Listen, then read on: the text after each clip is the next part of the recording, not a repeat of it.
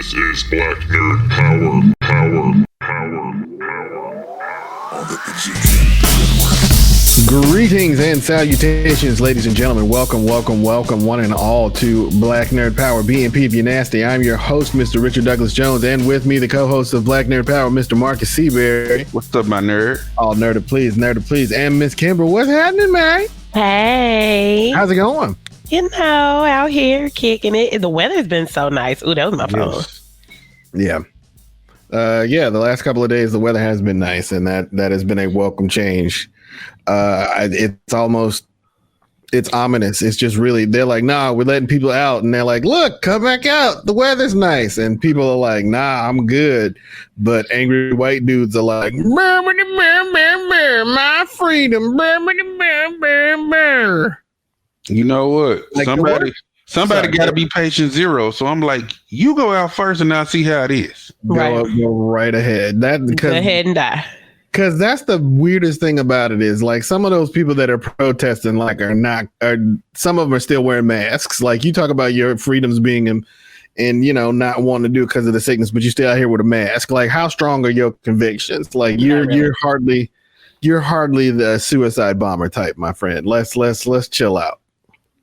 And I can't help but sit there and think about how much all of this is fueled by old 45. Ugh. Dope 45. Yeah, dope 45. I like that. Thank you.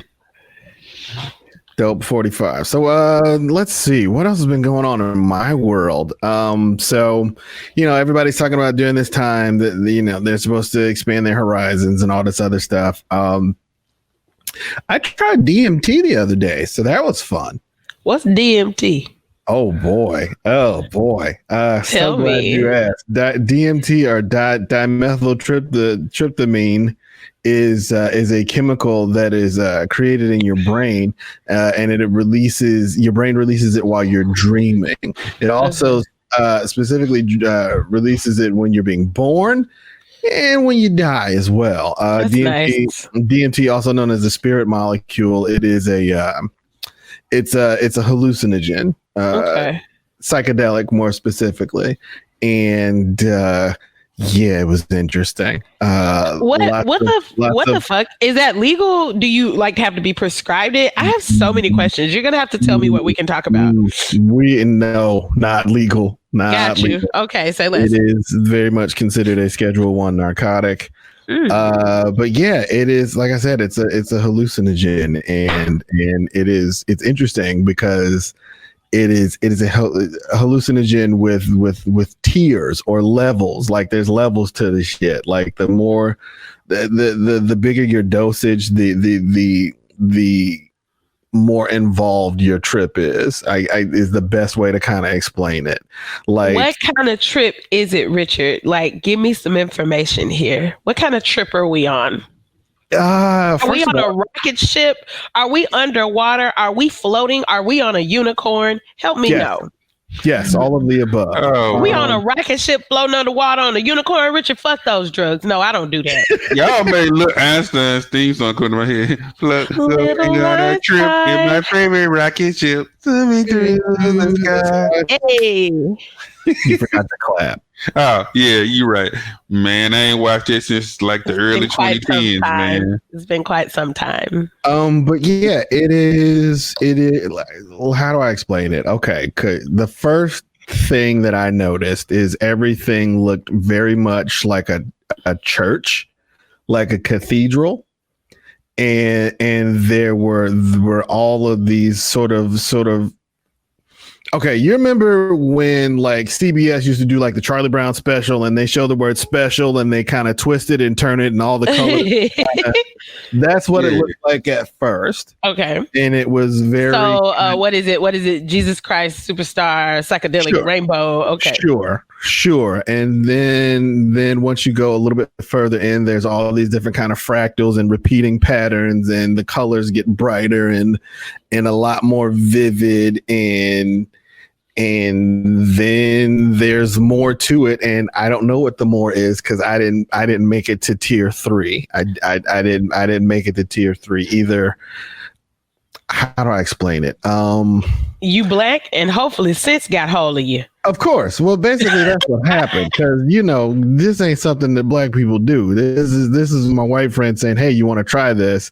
And when I got to the house, of course, the first rule of trying new drugs with your white friends is you first. So okay. Exactly. You first. So yeah. But yeah, no. I ain't gonna lie though, I would need some white friends that I would be willing to take drugs from to actually co-sign that. So I ain't in it. This person has a I only take my drugs from upstanding niggas, okay? For sure. This person had a history. But yeah, it was an interesting trips plural. Because that's the thing. It only lasts like 5 minutes. Well, you broke on through to the other side, didn't you? I tried. I was close. That's part of it. Again, a lot of times people taking it say they feel like, because it's the same chemical that is released during death, a lot of people say they feel like they're dying. I did not get to that point, because apparently that's where the real breakthrough is quote unquote after death. Like, I got to a point where I was like, if I go any further on this, I feel like I'm gonna die. And my Negro senses started tingling, and I was like, I don't. There you go, Negro senses. Don't doubt him. This ain't it. But, don't you ignore your Richard tingle. But yeah, so that was interesting. Let's see what else is going on with me. Binged. You guys ever watched The Good Place? Nah, but I love Kristen Bell though. I've heard so many good things about it. It sounds like a really beautiful premise, but I just haven't been able to get into it. Tell me more. You're right. It's an interesting premise. It is the ultimate expression of white women. See, that's why I can't watch it right there. Like, I watched it and I was like, I mean, the premise is cool, but like, give rid of Kristen Bell. Like, if it was a woman of color, I would have liked the show a lot more. Oh man, I love Kristen Bell. I love Kristen Bell too. Veronica Mars is my joint. And, since I have this child, I've seen Frozen 1,000,000 times. Let it go. Let it go. Watch Frozen 2 on Disney Plus. Let it go. No. Let it go. She said no. Let it go. Okay. Don't want to. No problem. That's the first time I've ever heard a child say that. No, I don't want to sing Let It Go. I've never heard children say that before. What about Love is an Open Door? No. No, she said none of them. We finish each other's. Oh, no. Okay. Not today, boy. All right. No. There'll be no joy in Mudville. No. What do you want to say? I'm happy for though in terms of The Good Place. I don't know what to sing. Okay. You don't have to sing. Go ahead, Marcus. The black actor on that show was the sidekick in this movie I saw called How to Tell If You're a Douchebag. Yeah. And that was super indie. And then the next time I see him was on the NBC show. So I was like, yay, black actor coming up in the world. Yeah, for sure. He's actually, his part on the show is actually decent. Yeah, because they take and I didn't think that they would do it this soon, because I'm only on the second season of the show. But yeah, there's a they kind of freak it and flip the premise of the show on its head. So it was definitely interesting to watch. But yeah, Kristen Bell is just a what you think of as like just a Karen. She's just a straight Karen, just me, no personal responsibility, no sense of self-remorse, no, just nothing. And just anyway. Yeah, it's and the best thing about it is like without commercials, each episode is only like 22 minutes, so it's real easy. That is so bearable. I love that feature. Yeah. By the way, you're listening to Black Nerd Power. I love that feature. I really, really do, because right when I want it to be over, I'm like, this is painful.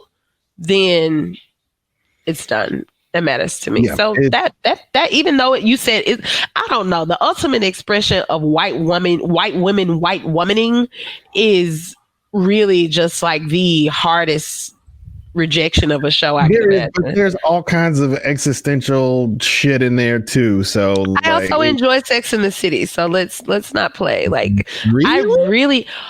Man, my wife loved that freaking show. I am a 35-year-old woman living in America. Grown up in America. I definitely know what Sex in the City is and watch it. Like, don't get me wrong, y'all know I don't like sweeping generalizations, but hoes watch Sex in the City. Like, we was a little bit too young for it. It was our area. You know what I'm saying? Okay, but let me talk to you for a minute, because when we first started dating, she was like, "Let's go see Sex and City 2 of the movie." I'm like, "But I ain't seen the first." And she was like, "Oh, I have it." and then we watched it. Yeah, yo, and we did. Yo, I love the first movie, but that second movie, you feel like they were like, "Damn, what the hell we do? We got a second one? Let's try this." They got pretty close to jumping the shark. They ended it. It's over now. Hopefully they won't. Hopefully if they come back, they'll be legit old hoes and it'll be on some book club type shit. You know what I'm saying? But I mean, the book club's already been made, so they make that movie. But that'll be like 15, 20 years from now, when they actually start looking decrepit. And so even though they already look good and old, they still vain right now. So I'm looking forward to the third one. Cynthia Nixon's the only one that's still kind of hanging in there. All the rest of it's because I was saying something Parker horrible. Never did it for me, man. But now that brunette, she has a name, Charlotte. I was waiting on you to jump in there with like stage name or real name. The character was Charlotte. Yes. Yeah, yo, Charlotte, bless her whole heart. I watched one episode of that show, about two. I remember one, and both of them were Charlotte centered. That's so weird. The one episode I saw, Charlotte was with this dude named Mr. Pussy. Yes. And then the other one, Charlotte was. He's Mr. Pussy. Right. That's what Samantha kept saying. Right. Yeah. And then the other one was when she was trying to adopt a baby, and like her mother-in-law was like, "Nah, you can't have no brown baby. Get a white baby." Like, she didn't say it like that. Mandarin. Yeah. A Mandarin baby. That's what her mother. She was like, "We don't like Mandarin food in this house, and we don't like Mandarin babies." And I would not enjoy a Mandarin baby. Like, she was gonna dine on the baby or something. White people are the creepiest. She might. Have you read A Modest Proposal? No, thank you. I mean, yes, but no, thank you. In terms of revisiting, that's about cannibalism. Yes. I ain't oh my God! Yeah, that's literally the whole proposal. And incredibly reasonable. Sure, it is reasonable, mathematically reasonable, and reasonable in tone, but grotesque and horrible.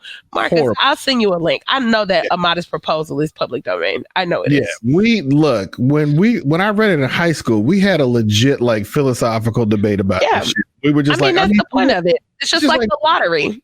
Right. What's the lottery about? Don't make me teach English right now. So it's a really important short story that is used to teach literary devices. I will send you links to it, and you're going to blow my high. Yeah, and it's about eating babies. That's what it's about. Because the lottery, not the lottery, but the lottery fits in that same vein. Yeah. I got you covered. I'm sending them to you right now. But had a deep philosophical discussion about A Modest Proposal, because we were just like, I mean, we wouldn't eat babies every day. Like, you don't eat chicken every day. Like, you have more variety. You got a little bit more. Baby. Okay, now I ain't eating today. You queasy? Huh? You queasy? If y'all keep talking about eating babies, man, this gonna be a 2-person show. Don't do that.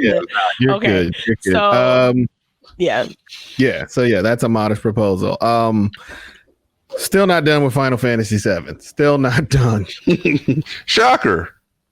Still not done. I got 2 chapters left. I got 2 left. I'm gonna try to bang them out today, but as you can see, other people may have other plans for my time today. So, I mean, you get to do what you get to do. I spent this morning, I watched a very old movie that isn't really very old. Something to Talk About with Robert Duvall, Julia Roberts, Dennis Quaid. It was what's her name? She has the coolest name. Her sister. Anyway.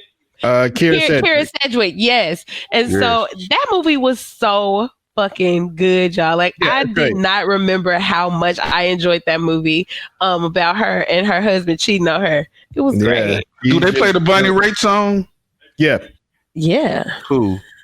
Yes, they did. Let's give them something to talk about. Talk about love. My favorite line, Kira Sedgwick, she's like, what do I do? She's like, ask him what his favorite food is. If he says pussy, tell him to come over. I love her.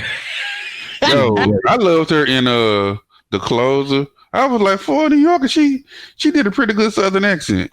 She's been doing it for a while. Something to talk about. It's from the 90s. She had the Southern accent there then too. Oh, see. Mm-hmm. I first started watching her on The Closer. It's Brenda Lee Johnson. Yeah.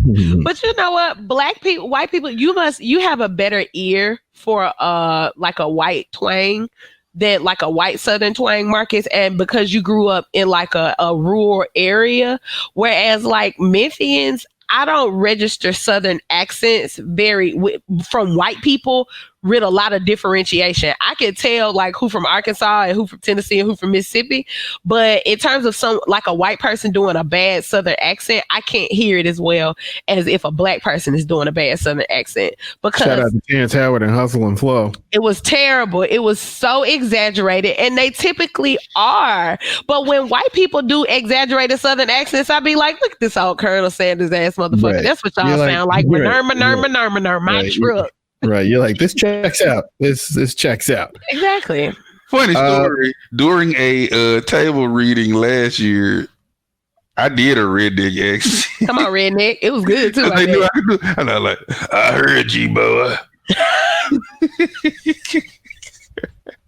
You need and of course, a white person complimented me on my accent after the reading. I was like, sure. Just copying your uncle, bitch. Just copying your uncle. Let's get into some RIPs really quickly. RIP, first of all, to gospel artist Troy Sneed. I know. So yeah, man, that Rona got him, man. He hit in case you don't know who Troy Sneed is, his song Hallelujah actually made it to the Billboard like top 100 or top 10, I can't remember, but it was like hallelujah, hallelujah to your Father. It's a really easy song to remember because it was really popular for a long time. If you were on anybody's praise team or adjacent to any church, you know who that guy was. But I had to go through Apple Music and find what song I knew by him because I lost track of him as an artist for a long time. He became a label head for a minute. Then he kind of went back to putting out stuff. And I think his last hit was Move Forward. That's what I know him from. But even like back in the mid 90s, do you know he was on The Preacher's Wife? He did arrangements for The Preacher's Wife and was like not featured, but he was like on there, you know what I'm saying? In the choir situation. Yeah. And so like he was kind of a deal. And the label that he had was with his wife. He was only like 50 years old, 52. Yeah. So RIP, my nigga, rest in Jesus. Japanese voice actress Kumiko Okei. Yeah. Also, yeah, she was on some Pokemon stuff and things like that. Also, victim of the Rona, unfortunately. Yeah. Actor Sam Lloyd. Yeah, he was Ted on Scrubs. Yeah, I love that dude on Scrubs, man. Yeah, he was 1/3 of the acapella group on Scrubs. Rest in peace to him, as well as drummer. This gentleman was a drummer for Tony Oladipo Allen. He was Fela Kuti's drummer. That's what Kimber said. Sorry, I felt it deeply. No, that's dope. We respect it. Hey, y'all, I got a late addition. Somebody who actually worked on Steven Universe and Adventure Time. Maureen Milnerzik. She was an animation timer. Oh, wow. Yo, this shit is rough out here, y'all. Well, she died of colon cancer, but still. But still, it's just a lot of death around, man. Y'all stay up, stay safe. We love y'all. All right, we're going to take a break, and we'll be right back with more Black Nerd Power. R&R on Sports. 1968 Olympian Dr. John Carlos. Oh man, it's an honor. They need to pick up their radio and tune you guys in. There you go. It's R&R on Sports. Black Nerd Power. And we're back. Black Nerd Power. Let's see. Let's get into a little tech talk really quickly. On a personal level, as we live in these crazy times of the Rona, you know, we're having to deal with all different types of new ways to communicate and reach out to one another. One of which I got a chance to do for work is I got a chance to play with my first set of Google glasses. It's the Vuzix M400. It's very much the rig where you put it on and the little screen shows in your eye, and it's weird and it takes a lot of getting used to, but at the same time it's actually a lot of fun. It was fun. That was basically my Friday, was learning how to use this new device. So it's bulky, but at the same time relatively light, because the camera itself has a separate, it sits on the stem on one side of the stem of the glasses, and then there's a battery pack that sits on the other, and they connect via USB-C cable. And yeah, the image quality is great, the sound quality is good. I'm able to do like teleconferences and stuff. It was really weird. The future's cool. There you go. Yeah. Let's see. The other big thing that's been going on this week, there were some developers at Naughty Dog that have supposedly released all of the cutscenes from The Last of Us Part 2. Wow. Basically spoiling the game, and people are kind of pissed about it. They're like, this is what the game is. This is what it's about. We're not buying the game. We don't think you should either. And there's a lot of stuff going on there. Like, I didn't go and look for any spoilers because I've been waiting for this game for too damn long. So I didn't want it to be spoiled. But in addition to that, there's something going on with like unfair labor practices at Naughty Dog. Like 70% of one of the development teams from Uncharted 4 like all quit, and just like they're making them work, and they're not paying them overtime, and just all this other stuff going on. And then they started talking about the content of the game and how it was quote unquote too woke because Ellie is gay and she's going out to seek revenge, and I don't know. It just the thing about that's not even new news. Like, no. Among the first, like, that's just some bullshit to jump on. I don't know, Richard. I think in terms of like that, what I'm gonna do is, and what I think every fan with some sense is gonna do, is what you've already done. Completely divorce yourself from the possibility of any spoilers, and then also let that argument, that social justice warrior argument, like, let it happen in the echo chamber that it's going to act in anyway. These Reddit boys better not never come fucking for me. They cannot do it unless they hackers. Then I'll be dead. But one of y'all will save me. It'll be fine. And so, like, it's okay. But unless they but in terms of like actually running up, that's all these fucking little white boys who don't want a bitch to do nothing, who want to talk shit about how girls don't like them and so they hate gay girls. Right. Like, they gonna be like they gonna be anyway. But yeah, just look at that damn term, man. This old SJW, like, I'm sorry, I'm black. Hell, SJW's been keeping our black asses from, from doing 30 years when we did 20 years in jail. So I appreciate some damn SJWs. Hell. Yeah. What's crazy is that don't even really be social justice warriors. That's just a dog whistle that they put on anybody that's not a white boy saving the world. Right. Or saving the world the way they think they should, or protesting the way they think they should. Exactly. The other thing that's apparently got people kind of upset is, I think they're saying the main sect that Ellie will be fighting is apparently a twisted sort of homophobic Christian cult.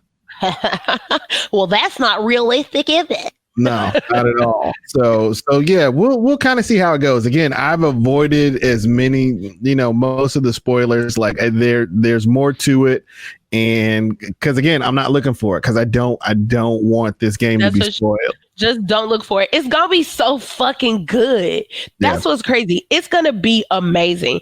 And no amount of what I'm grateful for is that Naughty Dog did the thing that they needed to do. They paused so that they could push this game out on a timeline that was like real, hopefully what I believe is reasonable. Like for them, I don't know anything about their work or words about the labor or anything like that, but I really just hope it's going well and that the time has served them well. And so at least they're not making the mistake that we've seen so many companies already make. I mean, hello BioWare. Right. And I think they finally set the release date for June 16th. Oh my God.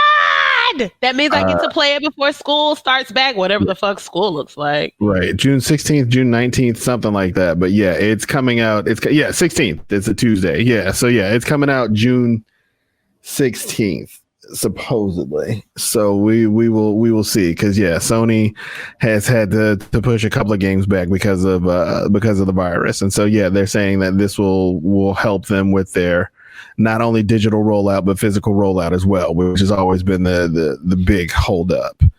So yeah, I don't know what's going on with the developers. Shout out to all the developers. Get y'all, if you feel wrong, get your money. I personally am going to enjoy the fruits of your labor immensely because everything I've seen, it looks so pretty. I'm going to find out some more about that. I'm going to dig in and really kind of try to read and see what's going on. I don't know what's happening outside of my house. What? Yeah, we can't hear it. So okay, great. That's awesome. Yeah, I'm gonna try to I'm gonna look into it some more to try to learn more about that because I really do want to. I mean, May Day we just not celebrated May Day. May 1st was yesterday, and Troy and I participated in May Day for essential workers. We did not shop at some important retailers that we usually would shop at. Out of support for those people. So I ain't gonna say I don't care about the workers' rights and whatever. And I know you're not saying that either, but I gotta find out some more about it because that could taint my ability to enjoy it. But also, if they sell it, don't they get paid? Like, I don't know. Can I still play the game even if y'all sue Naughty Dog? I don't know. Apparently those two subjects are so intertwined. Like I can't go too deep without finding out what spoilers were released. Just send me the link to when they put up the gameplay video. I'm gonna do like I did with the first one. I'm gonna watch that shit and be thoroughly enjoyed. There you go. No, Richard's gonna play it on Twitch for us. Yes, I will do. I will be playing it on Twitch. Mr. Seabury, what's going on in the comic book corner? Well, all right. As you know, in these Rona times with no diamond comic distribution, I've once again combed through the archives, and today we're gonna do blaxploitation type. Come on, blaxploitation. Yes. I fuck with the themes. Yes. The first one is Aphrodisiac. This is written by Jim Ruggs, and it is drawn by Brian Maroka. Aphrodisiac is this guy, like his day job is being a janitor. His name is Alan Diesler. You don't know exactly how he becomes Aphrodisiac because they keep giving him different origin stories, and this book is just really interested. He's just this cool guy. Like every time a henchman brings women to try to try to subdue him, of course they fall in love with him, and he has this stable of white sex workers, and all of them call him daddy. And my favorite is Drizzy. Drizzy is his accountant, and she's in charge of all his bottoms. And she just a down ass chick. Like she's in charge of accounting. There's this blue alien woman who was like mesmerizing all the men on Earth, but Aphrodisiac. But Richard Nixon was mad because she wanted to give her Aphrodisiac. Oh my God. And Drizzy jumps up and says, "You know the rules, crook. Vixina chose Aphrodisiac. Now we can settle this like you got some class. We can get into some gangster shit." Not And I some was like, gangster shit. Drizzy, get him. It's just all kind of crazy hijinks and different stories, and there's different crazy comic book covers. Like there's even like a manga style comic book cover for Aphrodisiac in here. It's just a really fun send up of blaxploitation themes, as is my second book, Vatican Hustle. Now Vatican Hustle is written and drawn by Greg Houston, and this concerns the life and times of one character named Boss Karate Black Guy Jones. Oh. Wait, whoa. Say that. That's his whole name, Boss Karate Black Guy Jones. Yes. The third. Nah, just Boss Karate Black Guy Jones. Yeah, one's enough. He's chilling in Baltimore, and the thug of one of the top bad guys, Lumpy Fargo's number one thug, busts in his door like, "Look, the boss needs you." And he gets hired to find his daughter Brandy, who is taken in with Geach Bradford, the white pimp, who winds up trying to hold her for hostage. Geechee. Yeah, and his threat is that he's going to put her in some of his donkey porn videos that he's known for. What? But that was kind of a front. And donkey porn? Marcus, stop. What? As I kiss my daughter. What? But it never happens. It never happens. She like falls in with some porn distributor guy, and she winds up in Italy. Hence the name Vatican Hustle. So he winds up having to go to Italy. But like the Pope in this story, like he has love and hate tattooed on his knuckles, and he's this big, like, kind of tough, burly dude, and he's kind of an ass. But having said all that, it is a funny send-up of the Pope. It is a funny send-up of the porn industry and all kinds of 70s tropes. It works, man. It's funny. And there's no actual donkey porn. There's just a lot of jokes about watching potential donkey porn. Nah, sure, like you do. That ain't no good right there. I can't. Yeah, apparently there's a thing. Wow. So Aphrodisiac, which of the two of them, which one did you like the most? Vatican Hustle, man, because there is a part where they like keep taking movie titles and turning them into like porn names. Like one of my favorites was The Jizz Singer. Sure. One of my favorites has always been the Joy Suck Club. That's always been my favorite. Or just The Firm. That's my friend had one. Saving Ryan's Privates. Shaving Ryan's Privates. Oh, I never heard of that one. Yeah. I don't have nothing. I didn't mean to bring You're not. No, you're good. I'm not fucked up about this at all. I just usually like. I mean, guys, I'm no comedian, but I'm pretty funny. Usually I can jump in. I have no success right now. Good. It's all good. See, this that dumb shit that dudes be talking about. No, yeah. I was like, I don't think. I don't know. You are in fact listening to Black Nerd Power. Yeah. We've been practicing this since we were like 12. So don't feel bad. Okay. I'll be goddamned. Yeah. And a lot of times, this is the dumb shit dudes be thinking about when women be like, he over there thinking about some other broad. Like, no, nigga, I was thinking about Star Wars and dumb porn name. I was changing all the names of the action movies into. There you go. Okay. Yep. There you go. So Miss Kimber, what you been up to, man? Because you be reading and shit. I was so surprised positively to see this series that I'm about to share with you all. So you've heard me talk about Leslie Penelope before. I've spoken about several books, well, at least the first 2 books in her Earthsinger series. It's a fantasy romance series set in a universe that she created featuring a main character named Jasminda, who's a earth singer. She can sing magic out of the earth, which is very, very cool. She actually, so that is a fantasy romance, but it is very much so like a fantasy with romantic elements. You know what I'm saying? Like, I think that's more of the category of the Earthsinger series. However, she just on April the 30th came out with the first installment of a new series that she has on Kindle Unlimited. So if you have Kindle Unlimited, and I do, I'm sorry, fuck Jeff Bezos, but I like to read books and I'm not rich. So, you know, white people, y'all gonna have to take him down, because I'm just, you know, I'm a read.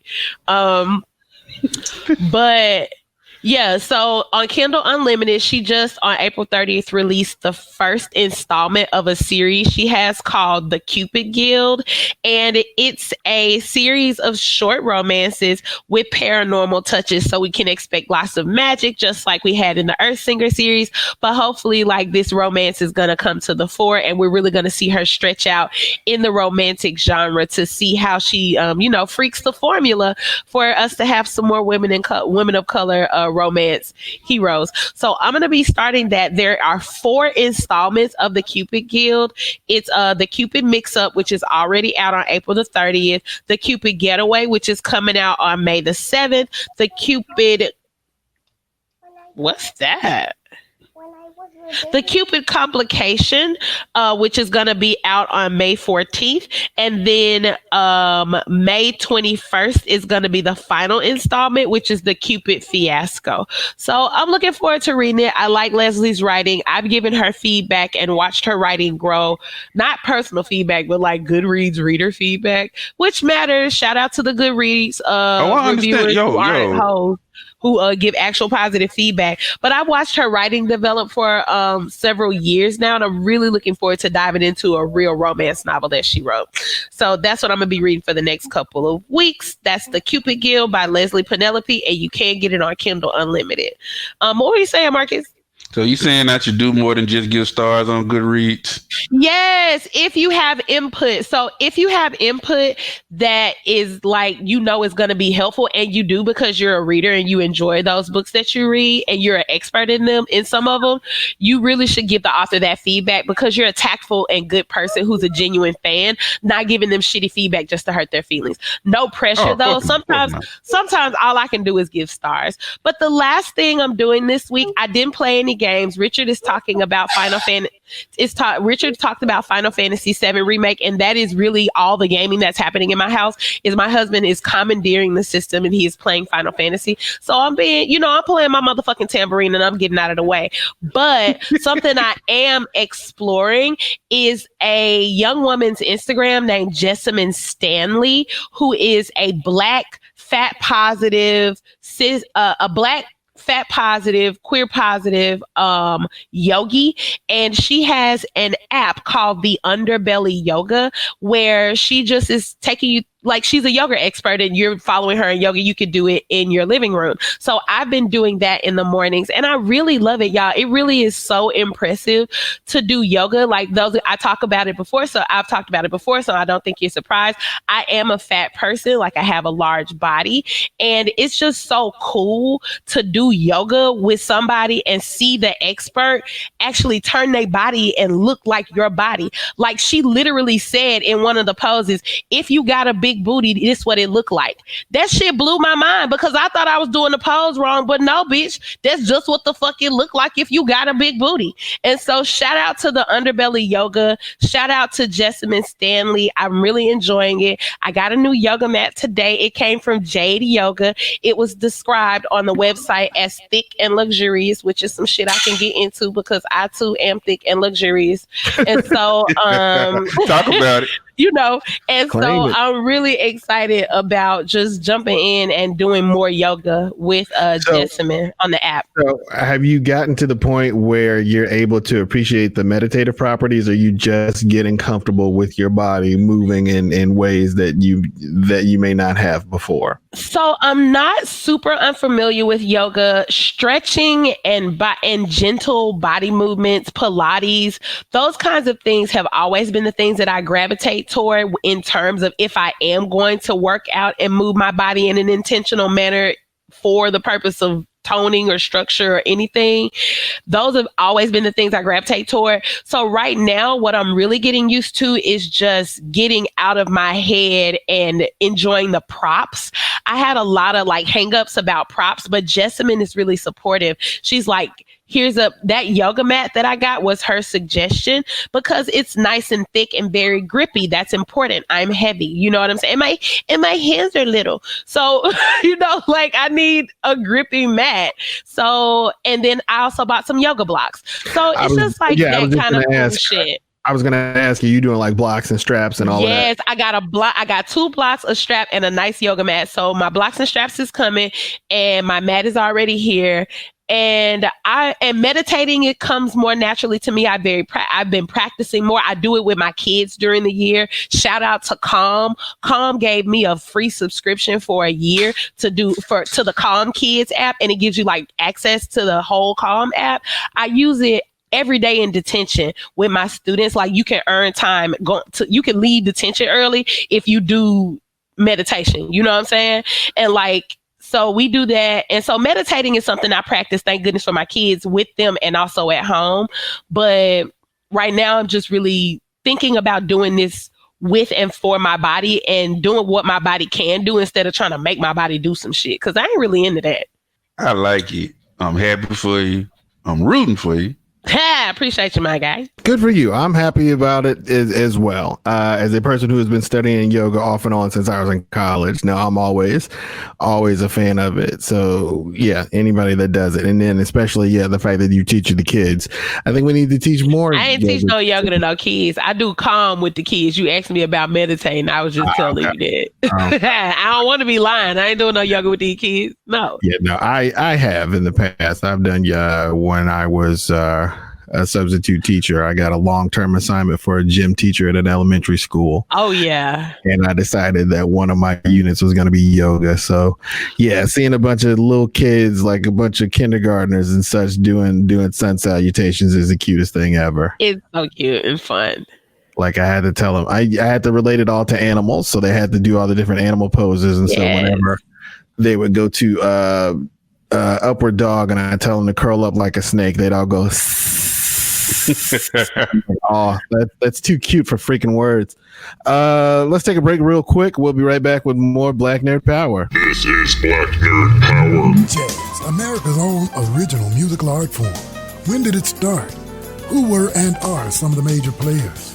How do you distinguish what kind of jazz you're listening to? We talk about the great and lesser known artists, songs and tunes, the instruments, and the social impact jazz has had on world culture since its beginning at the start of the 20th century. Riffin' on jazz on the KUDZUKIAN Network. KUDZUKIAN! This is Black Nerd Power.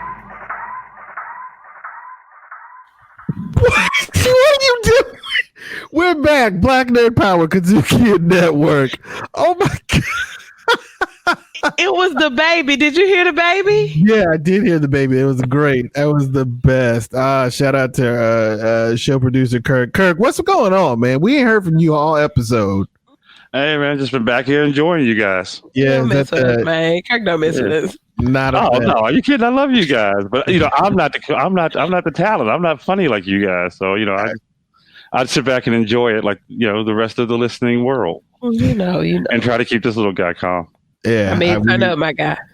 I get it. As you see, I've also been wrangling this entire episode. But if you guys saw the video, you wouldn't mind because my daughter's fucking adorable. So she's yes, she is. But yeah, let's get into some awards, shall we, Mr. Seabury? You said you had a nominee this week.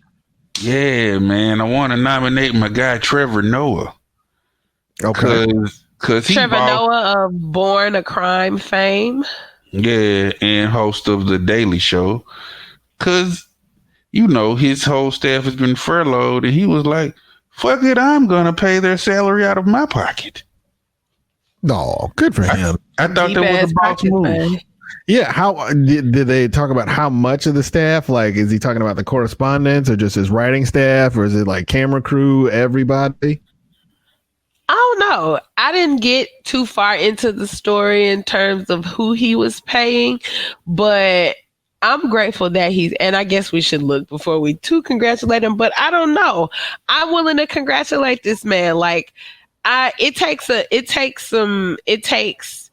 you can want to do something like that in your heart. You can know that it's the right thing to do. But when it comes time on Friday, the 1st, to pull your money out of your pocket and hand it to someone else, that's a really hard thing to do. And I'm just really proud of him for having done it. Go ahead, Marcus. He got looks like James, sorry, paying if I may interject for just a second, as I was researching it, James Corden also did the same thing, host of the Late Show on CBS. I don't know who that is. He's not black, is he? No, he's not. He's very, very, very, very English. Yeah, very, very white in English. But Trevor Noah episode, so I love him. But Trevor Noah is paying the salaries of 25 furloughed members of the Daily Show crew. Damn. Yeah, Croden is paying 60. Damn. But shoot, according on a major network, he got the money to pay 60. Oh yeah, that shit. White man's bird. Yeah. Oh no. Yeah. CBS money versus Comedy Central money is totally different. As a person who's been on Comedy Central, the pay is much different. So yeah, shout out to both of them to be certain. This nigga had been on CBS. Should look a little different in the background, guys. A little different. I gotta imagine the main Corden dressing room. Yeah. Don't shade. Don't get me wrong, but this nigga promised me Coachella, and I plan to collect. But yes, shout out to you, Mr. Trevor Noah, for taking care of your staff in these trying times. We salute you here on the show, and we do that the best way we know how, and that is to say, ha ha ha ha. My nigga. We almost got it. Did we get it, Kirk? Did we get it? We were close.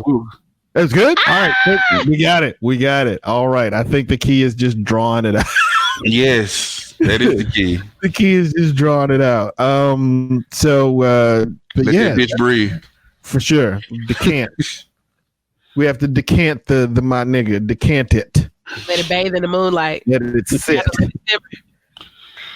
Let it blow in the breeze. Well, the world is starting to open back up, whether we want it to or not. So, does anybody have any upcoming projects? Hell no, I ain't going out there. Y'all can die, not me.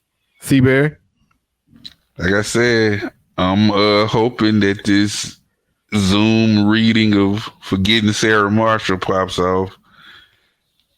Maybe that'll happen. We'll see. When is that? It's still a maybe, I guess. Actually, it's one of your comedy friends, Benny Elbows. He's trying to spearhead it, and he's like, I'm trying to see if I can pull this off on Zoom, and I'll let you know. So that's what's up. Let's see. I'm doing a show, virtual show on the 28th of May. With some people out of Colorado, and then every week at 9:00. We used to be on YouTube, but YouTube is on some bullshit, so we're switching to Facebook. So every Thursday night, 9 p.m. Central Time, you can catch open mic comedy or something like it on my Facebook page. It's kind of open mic, but not really. It's just comics, basically, just sitting around, just talking about how much we miss human interaction. Do y'all start talking shit to each other? Yeah. Ooh, that's my favorite, man. When like you and a group of your comedian friends get around and just start like roasting the hell out of each other. Yeah, that's basically what we do. We just sit and talk shit. That's it. That's the greatest shit for me, the spectator. And I do not interject because I don't want none of that. You don't want the motherfucking problems. Don't do it. None of the smoke. None of it. So I have a question about what kind of, like, maybe offline or later, what kind of bullshit is YouTube on that Facebook not gonna be on too? I don't know. They're not I use Zoom to do it. and with Zoom, you have to pay extra in order to do live streaming, which I've been doing. And for some reason, Zoom and Facebook Zoom and YouTube are not communicating. And the good people at Zoom tech support have yet to return my email. So Facebook works. So I'm going to go with Facebook, not to mention Facebook is a platform where I'm able to get a lot more reactions and views in real time. There you go. So for those reasons. So it's a Zoom communication with YouTube issue, not a YouTube based issue necessarily. Not necessarily. The only reason I was asking it is because Facebook and YouTube, they be on the same bullshit. Oh, for sure. For sure. But yeah, that's what's going on with me. So yeah, you can find me on Facebook and not YouTube. In the meantime, in between time, you can check us out on all kinds of social media. You can find us on Facebook. We're the ones with the blue check, Black Nerd Power. What? You can find us on Twitter at BNP if you're nasty. And you can find us on Instagram at black.nerd.power. But in the meantime, in between time, I think that's going to do it for us this week. Don't you think, guys? Yeah. Gotta stick a fork in it, baby. Yeah, man. So thank you all so much for listening. As always, we'll be back next week. Same Black Nerd time, same Black Nerd channel. On behalf of myself, Mr. Richard Douglas Jones, and my co-host, Mr. Marcus Seabury. All right, then. And Miss Kimber. Bye. And Kirk, the producer, and anybody else that might be listening in on this. Thank you guys so much for listening. We out! Black Nerd Power, produced by Richard Douglas Jones and some outspoken introvert. Hosted by Richard Douglas Jones, Marcus Seabury, and Miss Kimber. Music curation, some random dude and his friends and their cousin. What? Say what again? Recorded, produced, and distributed by KUDZUKIAN.